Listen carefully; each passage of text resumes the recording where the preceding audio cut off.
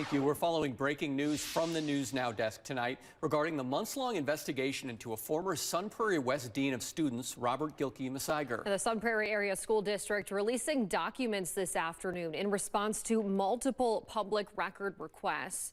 We learned the first anonymous tip was submitted back on April 3rd, followed by communication between Gilkey-Messiger and Principal Jen Pluger, where the principal told Gilkey-Messiger he would be placed on paid administrative leave due to an investigation into accusations of an inappropriate relationship with a student. Now, the district did investigate interviewing Gilkey-Messiger, the student involved, and their parent.